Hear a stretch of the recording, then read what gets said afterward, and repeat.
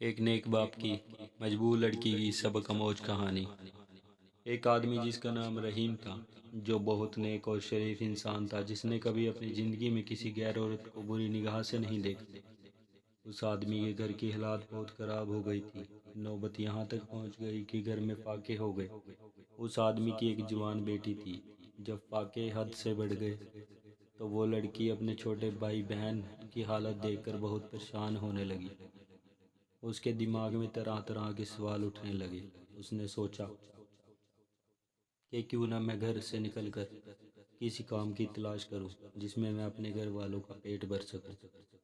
उस लड़की ने यह सोचकर घर से बाहर अपने में बाजार में निकल पड़ी। कभी किसी के घर में काम मांगने गई तो कभी किसी की दुकान पे, मगर किसी ने उसे काम नहीं दिया। वो थक हार कर अपने घर वापस लौट आई। कई दिन तक रोज वो ऐसे ही काम की तलाश में घर से बाहर जाती और शाम को थक हार के घर लौट आती।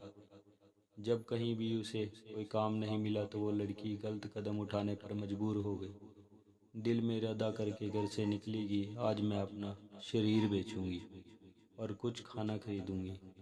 वो लड़की घर से बाहर बाजार जा पहुंची, जिसम बेचने लगी और लोगों को अपनी तरफ आकर्षित करना शुरू कर दिया। वो लोगों को अपनी तरफ आकर्षित करने की कोशिश करती रही, लेकिन किसी ने भी उस पर ध्यान नहीं दिया। ध्यान तो दूर, किसी ने उसकी ओर निगाह तक उठाकर नहीं देखा। लोग आते और उसकी ओर नज़र उठाए बिना निकल जाते। इसी तरह खड़े खड़े लड़की को शाम हो गई। वो परेशान होकर घर की ओर कदम बढ़ाने लग गई। जब घर पहुंची तो वो अपने वालिद को परेशानी में देख दरवाजे पर बाप ने बेटी को देखा और पूछा, बेटी कहाँ गई थी? लड़की अपने वालिद की बात सुनकर उसके पैरों में गिरकर रोने लगी और माफ़ी मांगने लगी, और फिर रो रो कर सारा माजरा बयान किया। अब्बा हुजूर, मुझसे अपने भूख से बिलखते हुए भाई बहन की हालत देखी नहीं गई और मैं मजबूर होकर जिस्म बेचने चली गई, लेकिन एक भी आदमी ने मेरी तरफ नज़र तक उठाकर नहीं देखा। पूरी बात सुनने के बाद बाप ने अपनी बेटी से कहा कि बेटा, तुम्हारे बाप ने आज तक कभी किसी गैर औरत को आंख उठाकर नहीं देखा, तो यह कैसे हो सकता है कि कोई तुम्हें नज़र उठाकर देखता। सबक।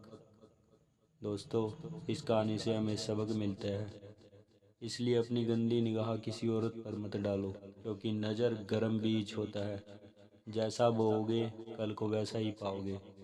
आज हम आप अपने आप को खबरदार करेंगे तो कल तुम्हारी औलाद भी महफूज रहेगी।